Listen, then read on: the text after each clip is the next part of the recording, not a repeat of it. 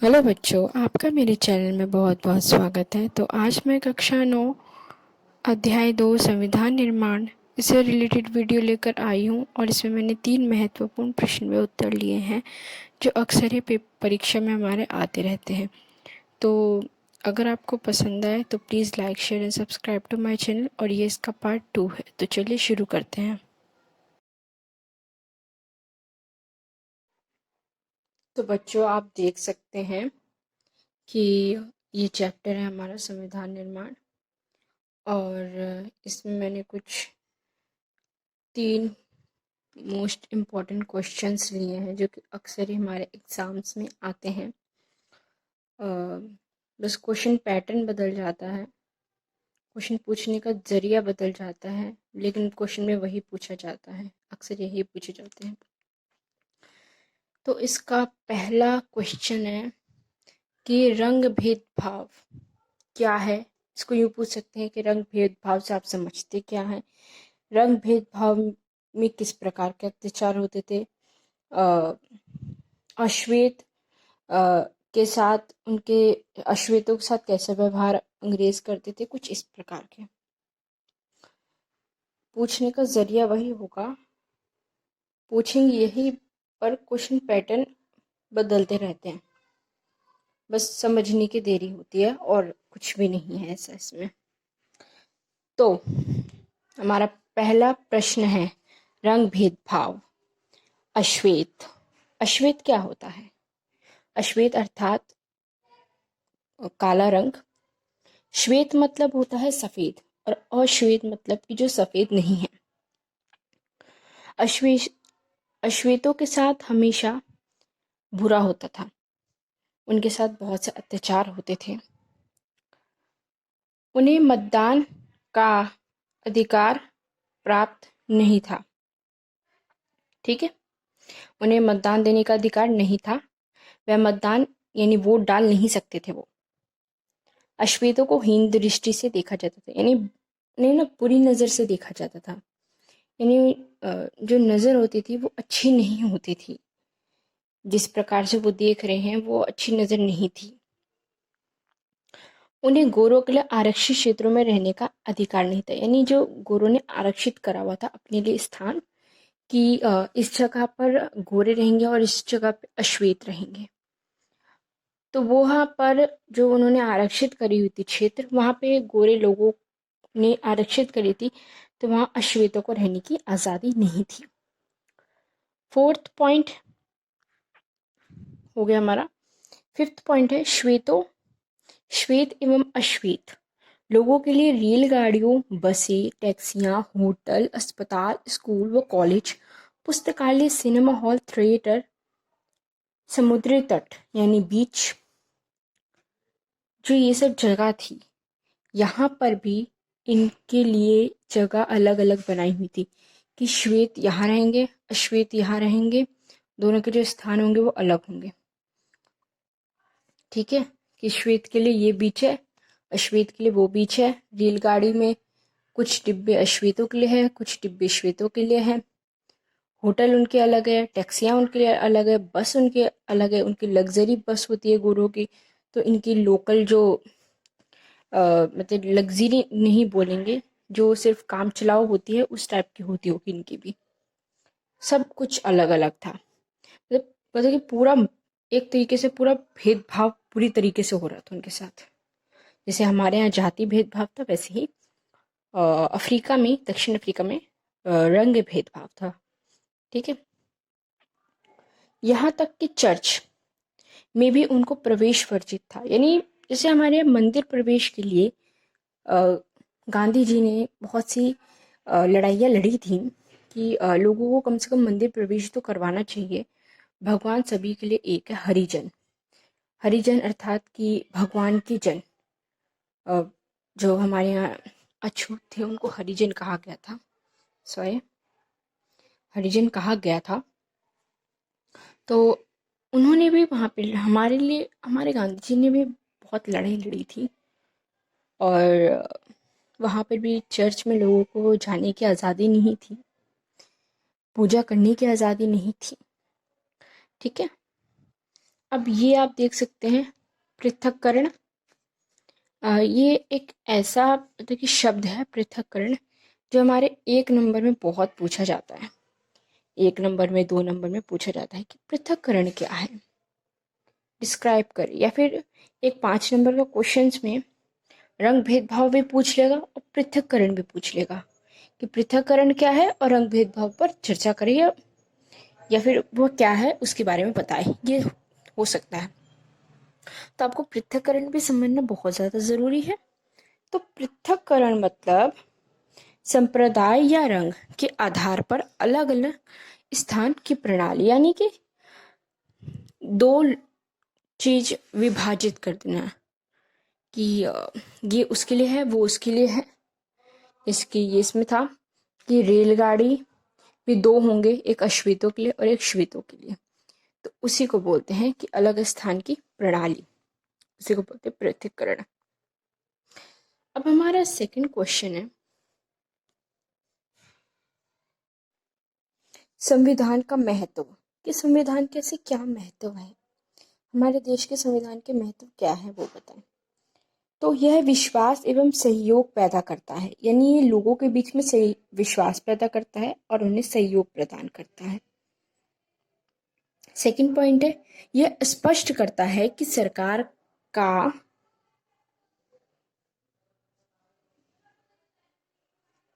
सरकार का गठन कैसे किया जाएगा, कि यह स्पष्ट करता है कि किस प्रकार से सरकार का गठन किया जाएगा और किसको कौन सी शक्तियां प्रदान होगी। जैसे कि हमारे राष्ट्रपति को शक्तियां प्रदान हैं, हमारे प्रधानमंत्री को शक्तियां प्रदान हैं, उनकी सीमित शक्तियां उन्हें प्रदान हैं, हमारे मंत्रियों को उनकी सीमित शक्तियां प्रदान हैं, और किसका क्या क्या कार्य है वो भी प्रदान है। तो ये सब संविधान में ही है लिखा हुआ कि किसको कौन सी शक्ति मिलेगी, कौन सी सरकार क्या काम करेगी। जैसे कि खाद्य मंत्री है तो सिर्फ वो खाने पीने से ले अनाज से रिलेटेड, सब्जी से रिलेटेड अपना वो लिस्ट बना के, इट मीन्स कि वो उसके बेस पर कार्य करेगी। रेल मंत्री है तो वो रेलगाड़ी और इन सब से रिलेटेड वो अपनी सारी शक्तियां या फिर वो अपने सारे उस बेस पे काम करेंगे।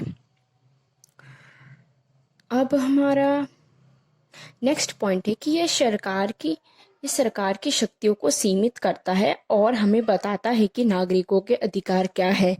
कि ये सरकार की शक्तियों, यानी सरकार की जितनी शक्तियां हैं उन्हें उतनी प्रदान होगी, और यह बताता है कि नागरिकों के क्या अधिकार हैं, वो उनके क्या अधिकार है, वो किस तरीके से कार्य कर सकते हैं, अपना किस तरीके से अपना लाभ ले सकते हैं, यह सब। नेक्स्ट पॉइंट है, यह एक अच्छे समाज का निर्माण करने में सहायक है, यानी हमारे समाज, हमारे देश को सुचारू रूप से चलाने के लिए संविधान बहुत ज़्यादा आवश्यक है। ये सरकार की सत्ता एवं शक्ति का स्रोत है, कि सरकार की संविधान में सब कुछ लिखा है कि सरकार की क्या सत्ता होगी और क्या शक्ति होगी। ठीक है। नेक्स्ट पॉइंट है कि सरकार की कार्य प्रणाली को विस्तार सहित निर्धारित करता है, कि सरकार की जो कार्य प्रणाली है उनको विस्तार सहित, यानी कि जो सरकार है उनके क्या कार्य हैं उनको वो विस्तार से अच्छी तरीके से रखता है, कि ये सरकार है इनका ये कार्य है, रक्षा मंत्री है उनका ये कार्य है, शिक्षा मंत्री है उनका यह कार्य है, कुछ इस प्रकार से।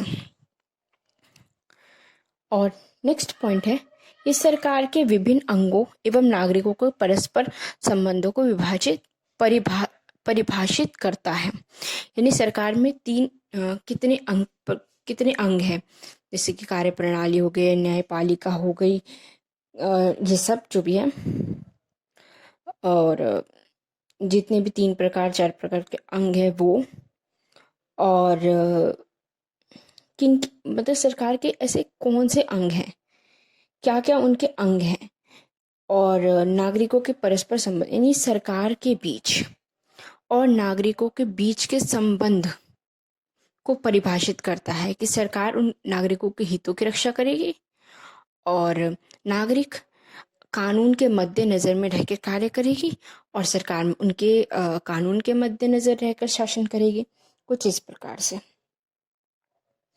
नेक्स्ट पॉइंट है हमारा, नेक्स्ट पॉइंट कह रही सॉरी, हमारा नेक्स्ट क्वेश्चन है, इज इट लास्ट, ये लास्ट है इस वीडियो का क्वेश्चन, और अब मैं जो लेकर आऊँगी वो शॉर्ट क्वेश्चन आंसर होंगे, ठीक है।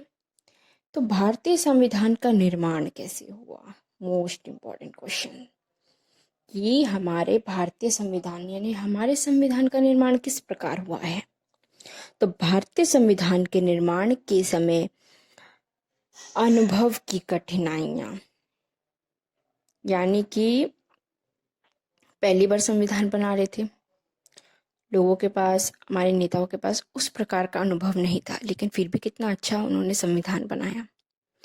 सेकंड पॉइंट, ये मतलब कि इसका टॉपिक है, ये जो आप देख रहे हो ये टॉपिक है, और ये मतलब टॉपिक है और ये इसके सब पॉइंट्स हैं, ठीक है। तो भारत एक विशाल एवं विविधता भरा देश था, देश है, था नहीं है, सॉरी, और इसके लिए संविधान बनाना कोई आसान काम नहीं है। यानी कि जो हमारा देश है बहुत बड़ा देश है, 29 राज्य हैं, 7 केंद्र शासित है, प्लस हमारे भारत में कितनी सारी धर्म है, संस्कृतियां हैं, बहुत कुछ है। तो इतनी और कितनी सारी भाषाएं हैं, इसको मद्देनजर में रखते हुए एक संविधान बनाना कोई आसान कार्य नहीं था, कि सबको बैलेंस में रख के संविधान बनाना।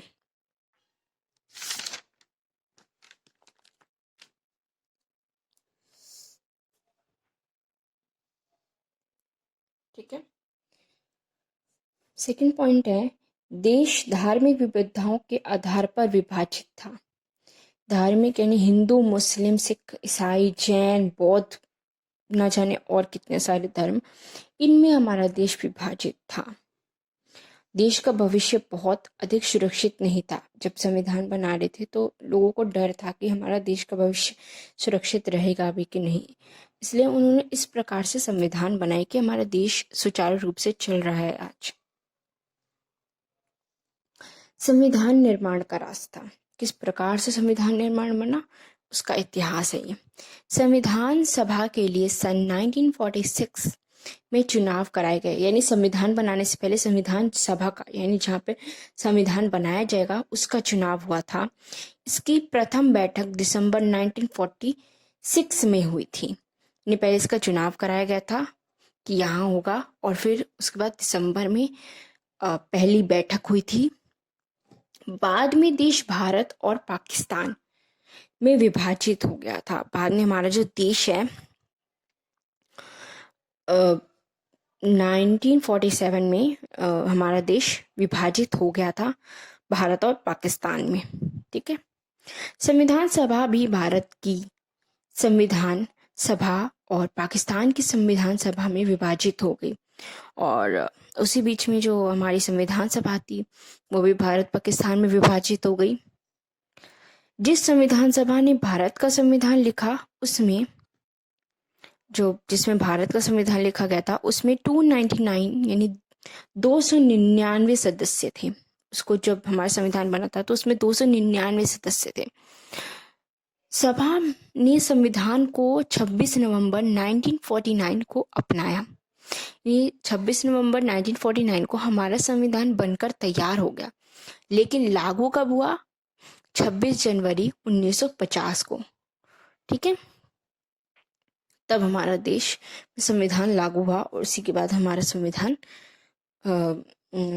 देश के नागरिकों पर लागू हुआ, सब पर लागू हुआ, ठीक है। तो ये आप देख सकते हैं एक दफा, ये आप नोट कर लीजिएगा आप लोग कॉपी में, इसी को पॉज करके। मैं इसलिए अच्छे से, बहुत अच्छे से दिखा देती हूँ कि आप इसी को नोट कर लीजिए।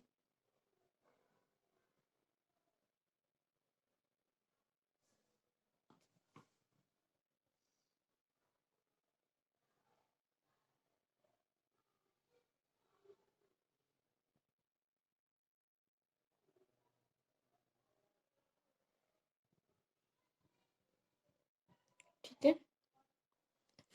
तो बच्चों, अगर आपको पसंद आए तो please like share and subscribe to my channel. पूरा वीडियो देखकर गए हो, यहाँ तक आए हो, तो please like share and subscribe करके ही जाना। और मैं इसी तरह की और भी बढ़िया बढ़िया वीडियो लेकर आऊँगी, जो कि आपको बहुत अच्छे से समझ में आएगी, आपको पढ़ने में बहुत आसानी होगी, आपको याद करने में बहुत आसानी होगी। तो please like share and subscribe to my channel. अपने फ्रेंड के साथ शेयर कर देना, ताकि उन्हें भी लाभ हो सके जो मैं पढ़ा रही हूँ। और थैंक्स फॉर वॉचिंग। बाय।